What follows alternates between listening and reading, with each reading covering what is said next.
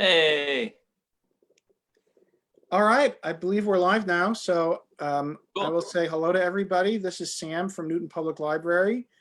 I'm here with the Circus Man, Jason DeVod, and we are gonna take your questions for Jason. I've got some questions for him too, and we'll take your questions. If you have a question, just type it in the chat window, and I will read it to Jason, and he will answer it. Just know that there's a 20-second delay or so between. Um, I mean, it's almost live. It's 20 seconds off from live, so just wait a few seconds, and then I'll see your question, and we'll get that answered for you. So while people are filing in, so to speak, I'll just ask Jason. How did you get your start in circus arts? What was your journey to become a circus performer? Uh, well, I stumbled upon it accidentally, which is I suppose the only way you can. I mean, I wasn't born into it or anything. Like my parents were pretty normal. They they had normal jobs, but I had a sort of unusual job when I was 17 years old. One of my first jobs was at U.S. Toy Company in Kansas, Leawood, Kansas, and it was a really cool. It's a really cool toy store. They have a magic shop, so it's a little more unusual than your average toy store. And I learned magic there, and I learned juggling. They had books and videos, and it was also my first chance, like while working there, to perform for people when I wasn't very good yet, which is kind of a unusual opportunity. Because how do you get from practicing in your backyard to being comfortable around people, performing in front of people? So people would come in, I would demo magic tricks for people and try to sell the magic tricks or the juggling props. And so it was a job I was getting paid for, but really it was uh, an excuse for me to perform for people. At least that's what it turned into. And then after a while, um, it became a career. So that's pretty much it. I mean, there's a little more to it. But later on, I got into street performing with a friend of mine and went out on the streets, city market, uh, different parts of Kansas City. And we went out and made fools of ourselves and had a good time. We weren't that good, but you have to start somewhere.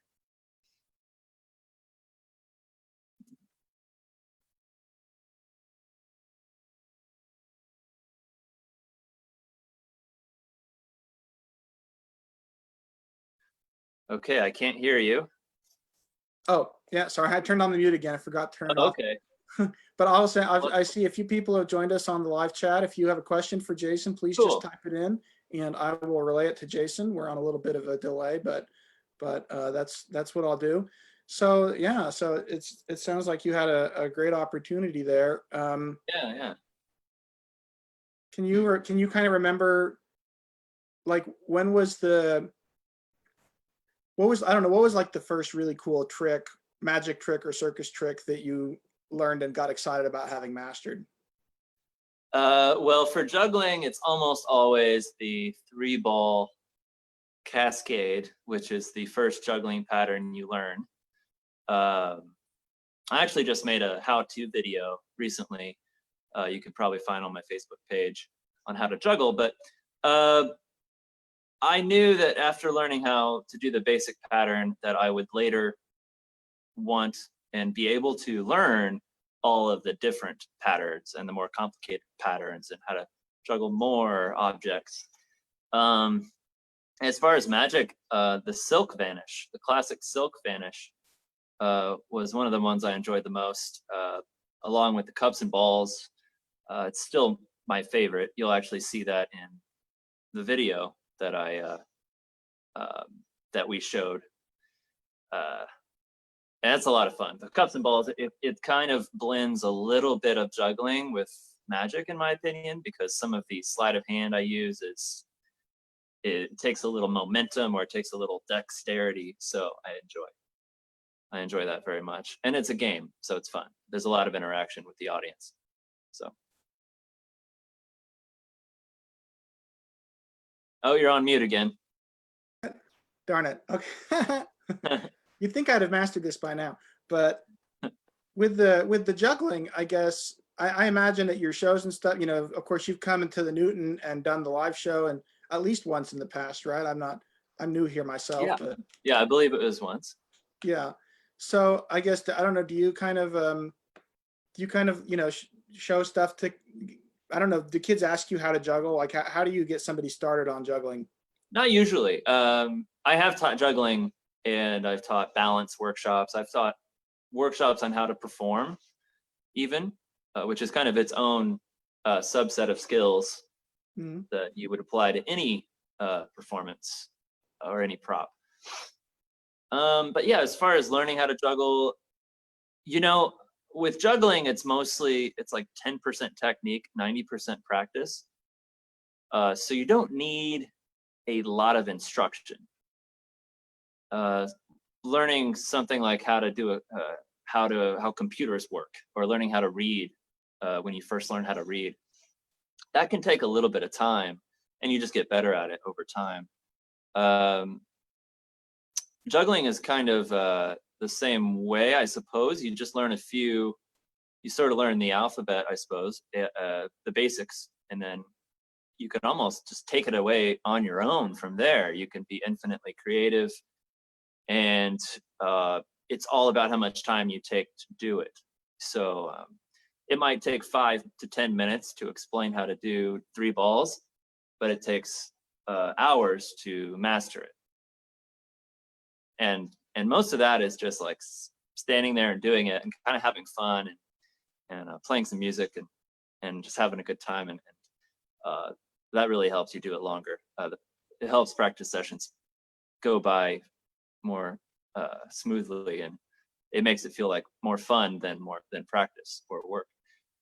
So anyway, yeah, I kind of forgot the question, but do I teach juggling? I'm always open to it.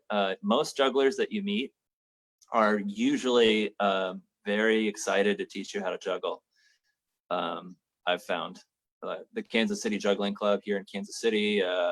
There's other juggling clubs in different cities, university towns and stuff all over the country, and almost always there's somebody who will teach you. It's not difficult knowledge to get your hands on. You just have to want it. You can find it. And you're on mute. Yeah, no, yeah, I got you. Yeah, I remember I got it was a series called Klutz, and it was a book about how to juggle that came with juggling beanbags. I remember getting it, and I really tried, but I never did get that 3-ball cascade. I got to where I could do 2 balls with one hand. That was easier somehow, but right. Anyway, so yeah, you have to. I mean, who knows what happened? Maybe something else caught your attention that was more interesting for you, and for me, nothing else caught my attention that was worthy of distraction from juggling. mhm. I just wanted it so bad. Working at US Toy, at that toy store, I saw the very unusual product at a toy store was juggling knives. These are actually made for professionals, not for children.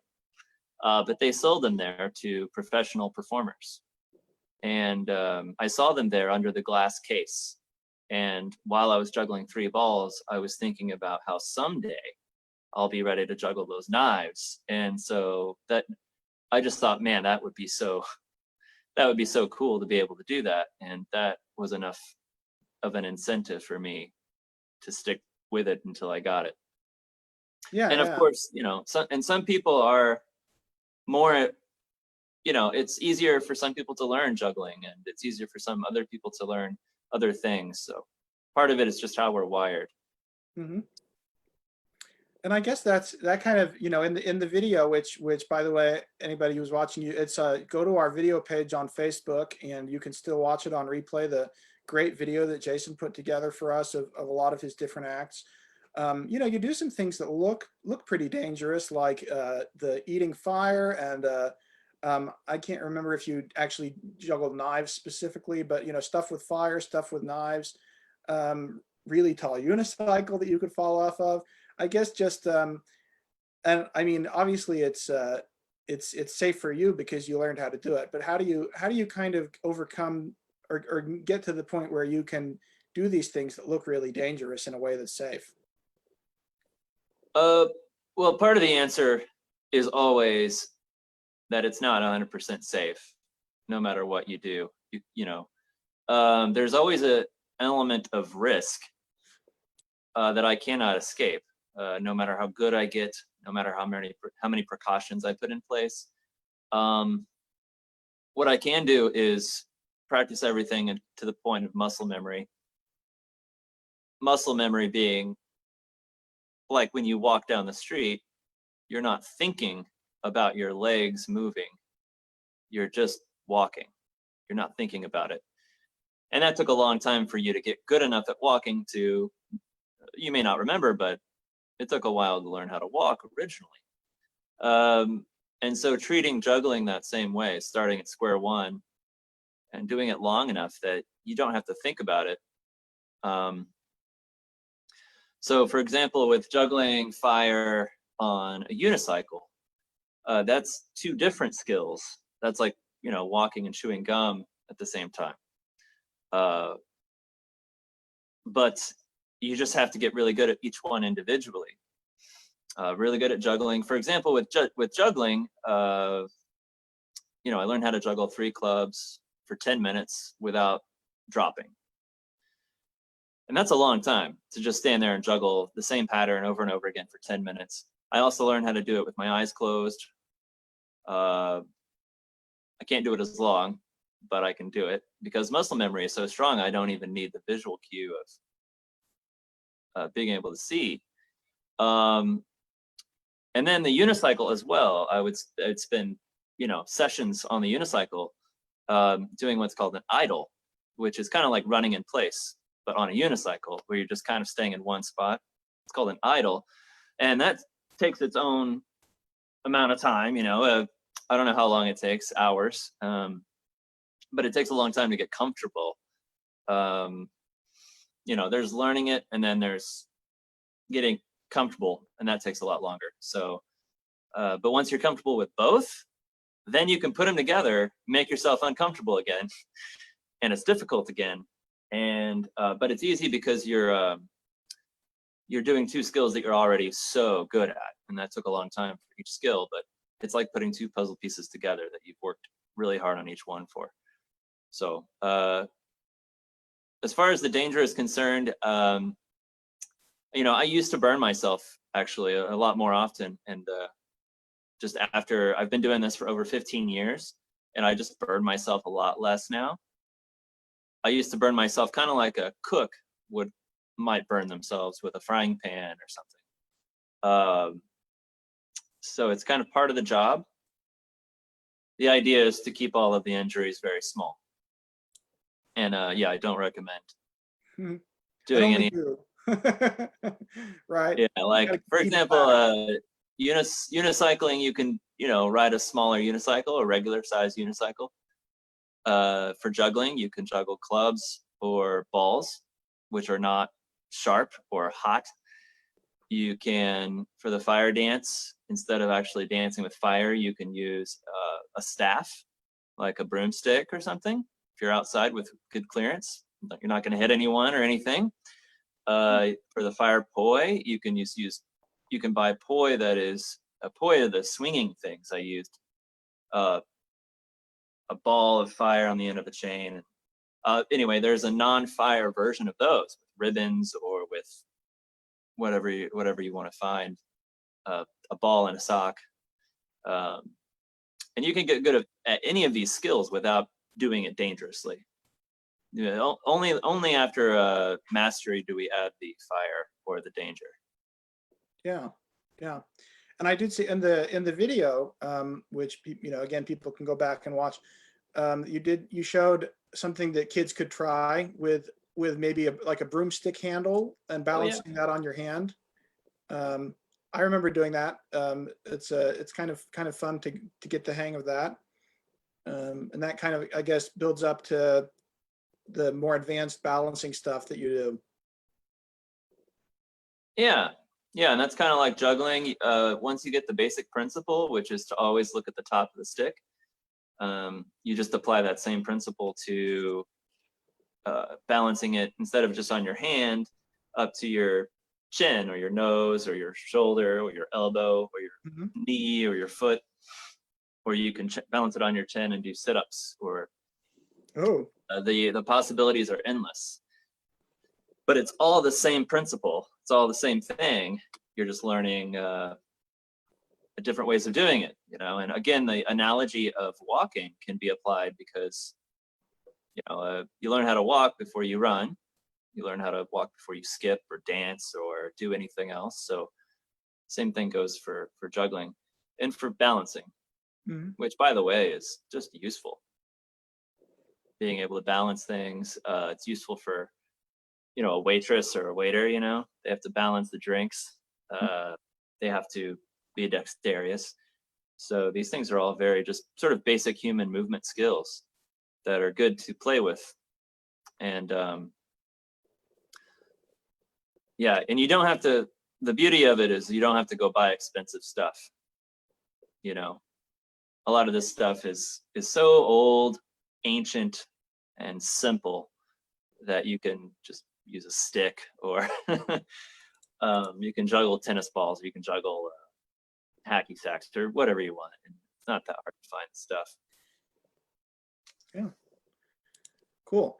Well, I know a magician never reveals his tricks, but I don't know if the fire eating that you do, if that counts as a magician trick or not. If you can talk Nope. about how you do that. Yeah. Well, okay. So sideshow, I suppose that fire eating would fit into the category of sideshow. However, that's the only sideshow kind of thing that I do. It's the kind of thing that makes people go, ooh, or it makes the moms in the audience go, which is great, But I don't do too much of that. But yeah, for the fire eating, it's not a magic trick. It's real, but it's also a little misleading. It's not actually fire eating. You're not eating anything. You're not ingesting anything past your throat. You're simply extinguishing the fire with your mouth. And then there's a lot of tricks you can do from there. But that's essentially what it is. If you put a lid over a candle, the fire goes out because the fire needs oxygen to survive. And by covering it, you suffocate it, of course. And that's how fire eating works. You smother the flame very quickly and without hesitation.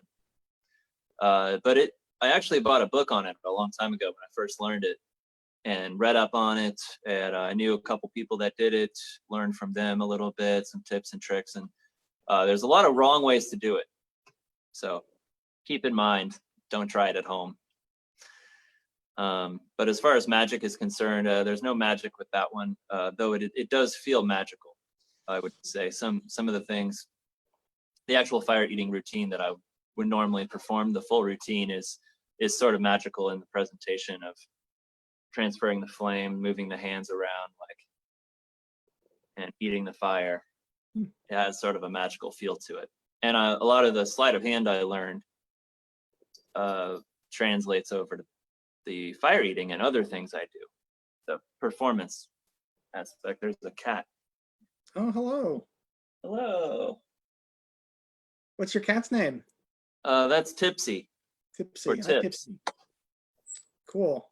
Yeah. Does Tipsy like to watch you practice and stuff?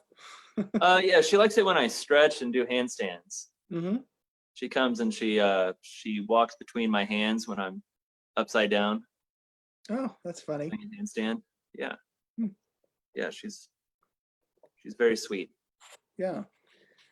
So maybe we could, you know, we talked about these different things that you can do. And then I think you touched on a little bit the kind of showmanship side of things. You know, now you give one man circus kind of shows at summer libraries. Of course, that's been disrupted by the whole COVID-19 stuff, but you know, and events and stuff.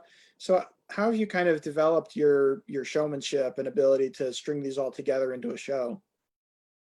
That's a good question. So after learning the skills themselves, there's another subset of skills that is presentation and just being in front of people. Some of these skills are like basic speaking skills or public speaking skills. I've also, this is magicians kind of have a need in their field to teach patter. They call it patter, which is just it's sort of like a script that goes with the trick. You don't just do the trick. You have a whole spiel. You set up a premise and you explain what's going on to the audience and how it would be impossible if something happened, and then it does happen. And maybe there's a little hustle in there where you create a false lead, and there's all kinds of different dramatic sort of ways of leading the audience through the trick, and that's patter. And so I learned that through magic a little bit, because when you buy a magic trick, sometimes a lot of times it comes with instructions, but the instructions aren't just it's not like assembling furniture, though there is some of that. They tell you how to hold your hand and do all of these things, but they also tell you exactly what you can say. And then hopefully you add something to that script to make it your own. So anyway, the learning, like reading enough of those different magic tricks scripts and employing them in my work at the toy store at the time, and also books like this one here. It's called Maximum Entertainment, and this is director's notes for magicians and mentalists. And this book, it says here, it has no tricks. There are no tricks in this book, but it's loaded with secrets. So I read that book and got a lot of good tips. So research, and that's the answer. Oh, and then just good old experience, getting out there, making a fool of myself, and kind of finding out that most people are nice and that everything's going to be okay when you get out on stage. Turning the nervousness or stage fright that you might have into excitement, because nervousness and stage fright are so close of a feeling to excitement. They both give you butterflies. They're just sort of, one is positive and one is negative. And you can actually, you'll find that you can turn one into the other if you don't watch yourself. You can turn excitement into nervousness, but if you want to, you could turn nervousness back into excitement, and that really helps. Yeah, I think that answers the question. Oh yeah, for sure. Well, I think this is really interesting, and yeah, thank you for showing that book. I'll have to look and see what books we've got in our library catalog. I'm pretty sure we've got some books about magic. Not sure about what we might have about the circus, but I need to look up. I'll do that. I'll look up some books and post them on the Facebook page or on the blog. And then any kids that might watch this later or something, if you want to check out some books that tie in with the stuff that Jason does, we can check some of those out to you. And thanks again for being part of Summer Library Program. Yeah. And glad we could make it work even with COVID-19 and still have this go on. Yeah, so, this is pretty awesome. Thank you so much for having me on. Yeah. All right. Well, I'll go ahead and end the live stream here now. Bye, everybody.